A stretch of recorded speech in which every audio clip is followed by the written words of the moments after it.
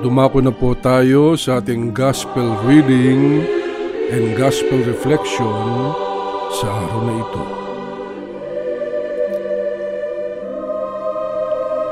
Ang sulat sa mga Hebreo,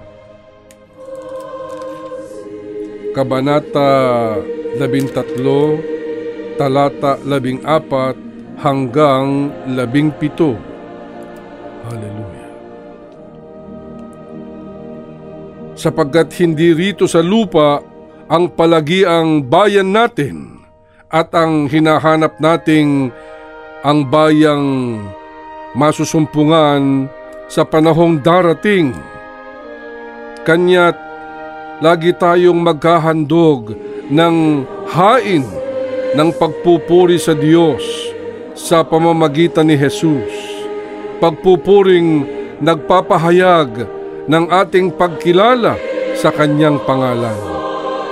At huwag nating kaligtaan ang paggawa ng mabuti at ang pagtulong sa iba, sapagkat iyan ang haing kinalulugdan ng Diyos. Pasakop kayo sa mga nangangasiwa sa inyo, sila'y may pananagutang magbantay sa inyo at magbibigay sulit sila sa Diyos ukol dito. Kung sila'y susundin ninyo, magagalak sila sa pagtupad ng kanilang tungkulin. Kung hindi, sila'y mahahapis at hindi ito makabubuti sa inyo. Hallelujah.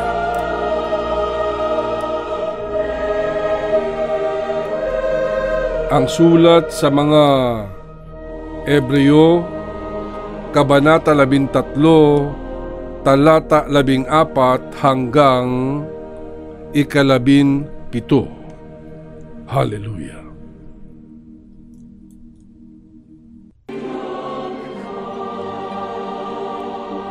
At huwag nating kaligtaan ang paggawa ng mabuti at ang pagtulong sa iba, sapagkat iyan ang haing kinalulugdan ng Diyos.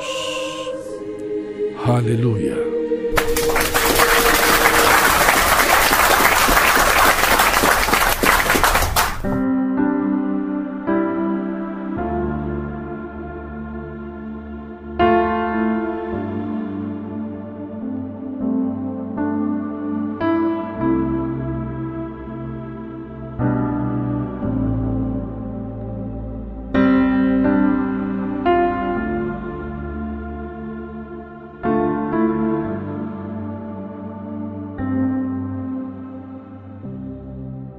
Marami tayong blessings araw-araw na hindi natin pinapansin, mga iniibig, na napakabuti pala ng Panginoon sa ating buhay, na napakadakila pala ng Diyos sa ating buhay. Gayun din po ang grasya ng Diyos at pagpapala na hindi ho nating masyadong binibigyan ng pansin. God has so blessed you. God has answered your prayers. God has given you so much. Kanya, sabi nga nila, the blessing should be given or paid forward. Na tayo po ay maging pagpapala sa ating kapwa, pagpapala sa ibang tao. So, we should also be a blessing to others, mga iniibig. Yung malusog ka pa lang, blessing na po yun. Wala kang sakit, blessing na po yun. Malusog ang pamilya mo, blessing na po yun. Matatalino ang mga anak mo, blessing na po yun. Yung magising ka mula sa pagtulog, mga inibig, that is already a blessing. Dahil yung iba ho ay hindi na nagigising mula sa kanilang pagtulog. Kanya totoo po ang kasabihang, gising is a blessing.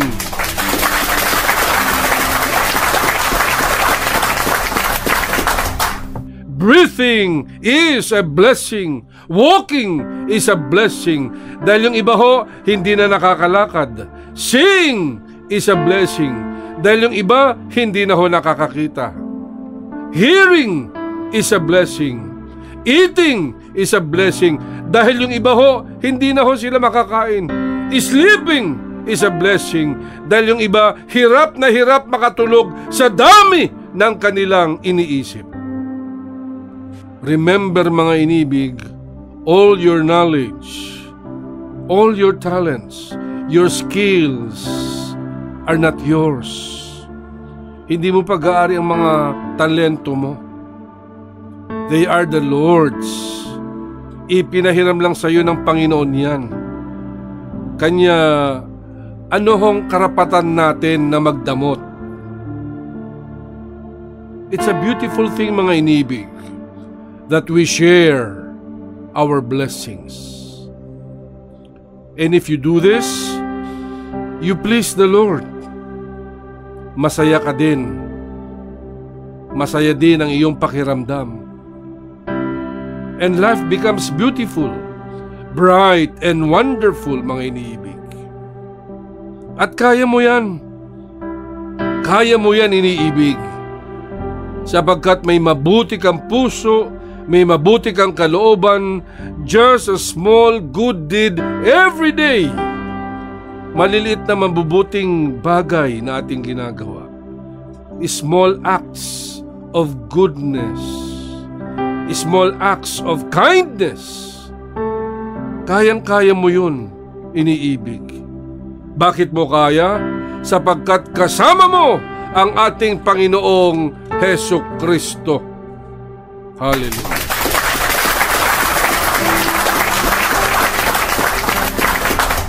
May mga bagay na kung titingnan natin, maliit lamang talaga. But, malaki po ang epekto nito sa taong nabigyan natin ng pagpapala. Simple things, mga iniibig. Simple acts that blesses other people. Katulad today, binati mo ba ang kapitbahay mo?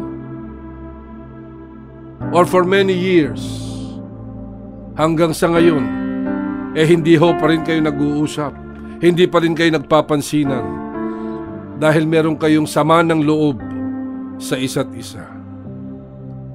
Sa mga motorista po natin, did you drive responsibly today?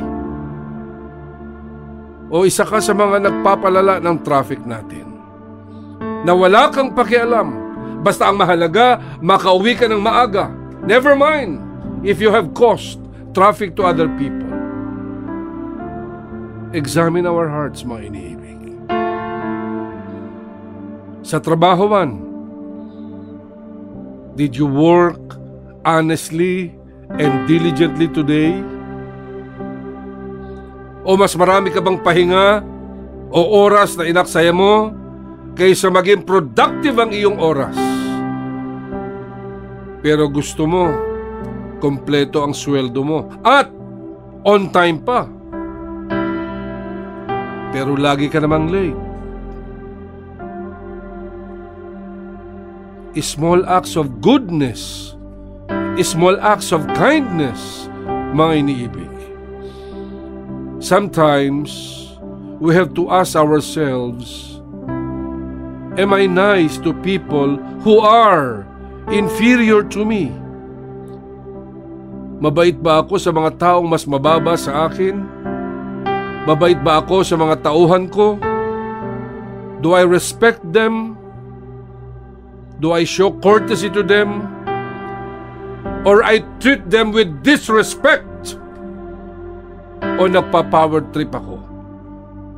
Nangyayari po yan, mga iniibig. May mga bisor, may mga boss na ibinubuhos nila ang init ng ulo nila sa kanilang mga tauhan. Wag po sana. nakalulungkot, mga iniibig. Yung kaisipan na, ako ang boss dito, kaya ako masusunod. Huwag naman, iniibig. Huwag pong ganun. Na para bang pag-aari mo na ang iyong mga tauhan. Ano po ang sabi ng Panginoon sa Lucas, Kabanata 14, talata 11, sapagkat ang nagmamataas ay ibababa at ang nagpapakumbaba ay itinataas.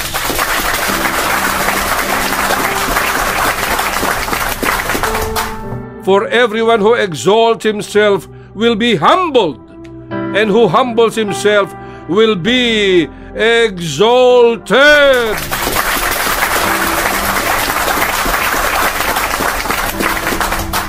Naging generous din po ba tayo, mga iniibig, sa mga mahihirap? Do you help the poor, those who are in terrible need? Do you help your church? Do you support your pastor? Sapagkat ang sabi ng Panginoon sa Mateo, Kabanata 6, talata 3-4, kapag naglilimos ka, huwag nang malaman ng iyong kaliwang kamay ang ginagawa ng iyong kanang kaway. Gawin mong lihim ang iyong paglilimos at ang iyong ama na nakakakita ng kabutihang ginagawa mo ng lihim ang siyang magbibigay sa iyo ng gantimpala.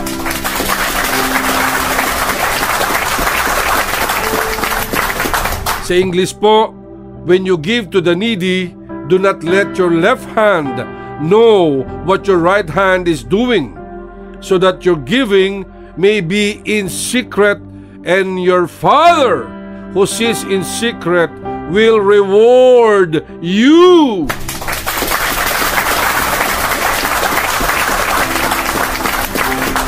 Kanya, be a blessings to others, mga iniibig. A simple smile is a blessing.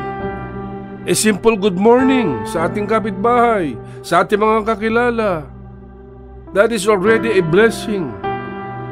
Appreciating someone else is already a blessing. Mare, pare, ang pogi-pogi mo. Mare, ang ganda-ganda mo. Kapatid, ang sipag mo. The best ka. You're amazing.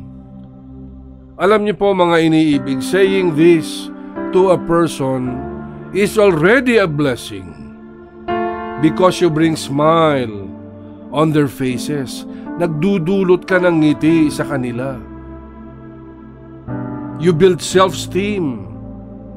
You build self-confidence. And that is already a blessing, mga iniibig.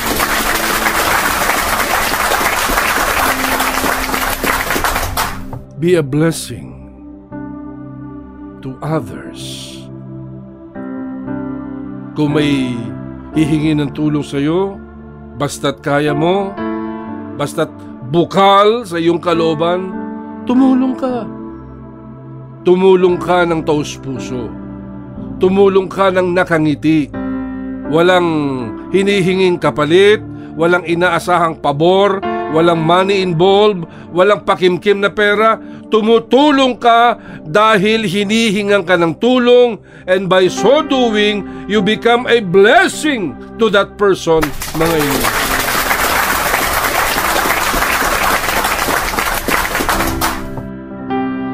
Kanya lagi ho natin tatandaan, all your knowledge, all your talents, all your skills are not yours.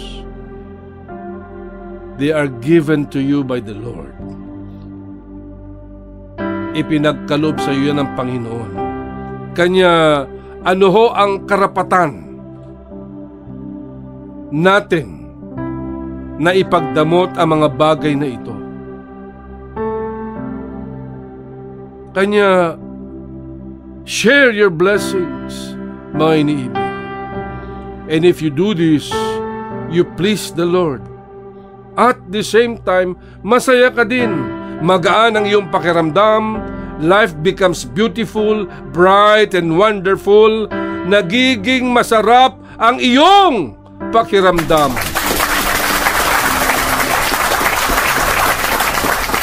Hallelujah. Glory to God. Small acts of kindness, small acts of goodness, mga iniibig. Kayang-kaya mo yan.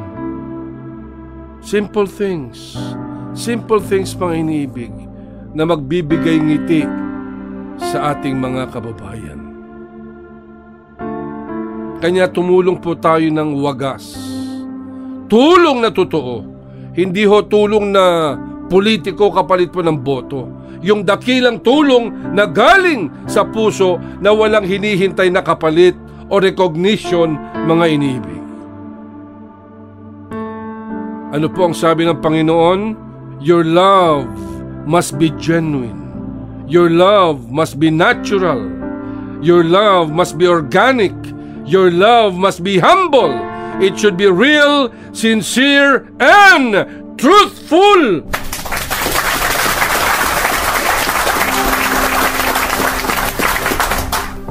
Mga iniibig, hallelujah. Glory to God, glory to Jesus. Hindi po tayo tutulong para maging bida-bida lamang, para maging sikat, para pag-usapan. Hindi po totoong tulong yun, iniibig. Tulong yun na gustong magpasikat at matawag na ikaw ay superstar. Kung ganon, may agenda kang dinadala. Yun ay para ikaw ay sumikat. And for doing that, you just destroyed the essence of giving and sharing. Dahil ang pagtulong mo ay hindi wagas, hindi makatotohanan, kundi self-serving lamang para ikaw ay purihin, para bumilib ang tao sa iyo, para ikaw ay sumikat.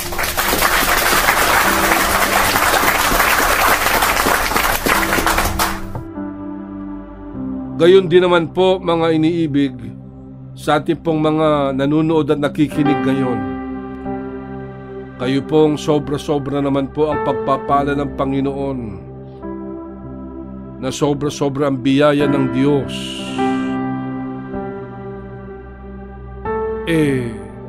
I-share naman po natin ang pagpapala niya. Sapagkat ang ilan dyan, I'm sorry to say, sobra-sobra ang blessings, pero hanggang sa ngayon, madadamot pa rin. Nakalulungkot. Kaya ikaw na may kapasidad at may kakayahang tumulong, tumulong ka. Tumulong ka. If you are so blessed financially, huwag ka nang magdamot, inihibig. That is the very reason God has blessed you so much.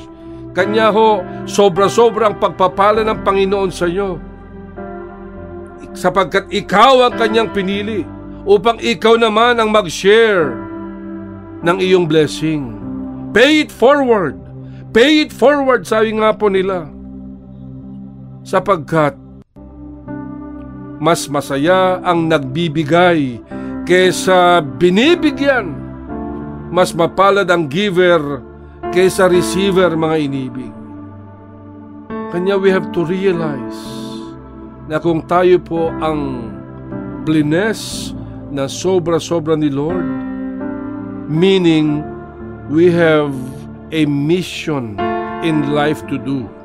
At yan po ay tumulong sa ating kapwa.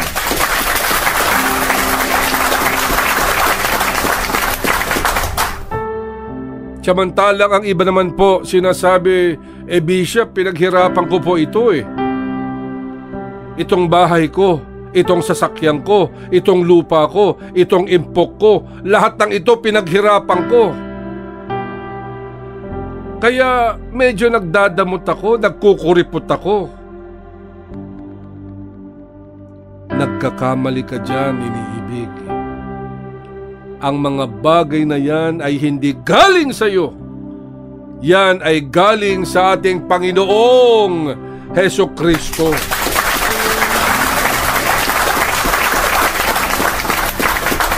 Everything that you have comes from the Lord.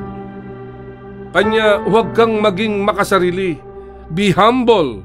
What you have right now, hindi sa'yo ang lahat ng iyan. These are all blessings given to you by the Lord.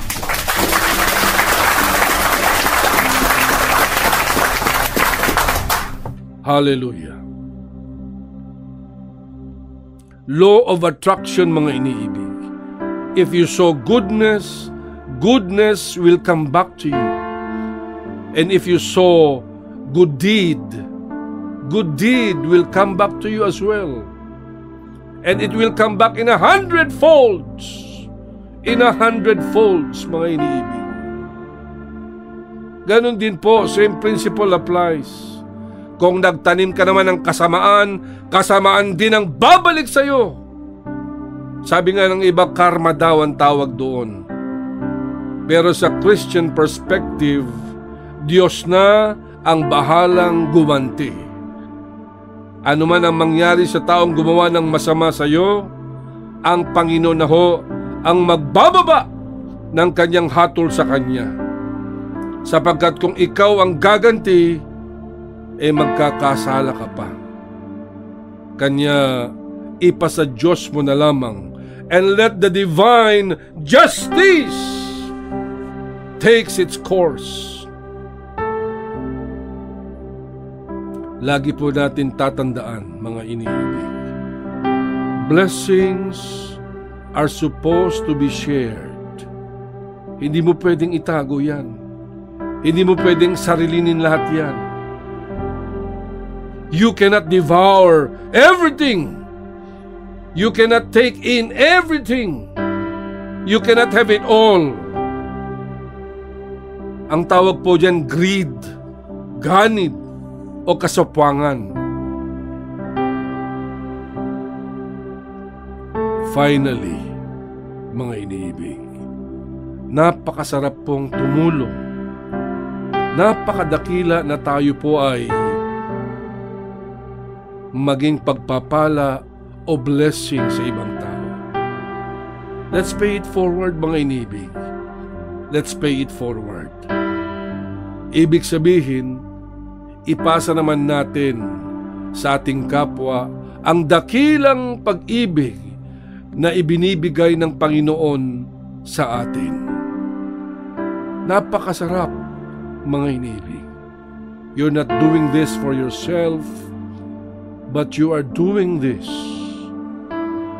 You are embracing this, not for yourself, but for the glory of God. Sa pangalan ni Jesus, Amen and Amen and Amen.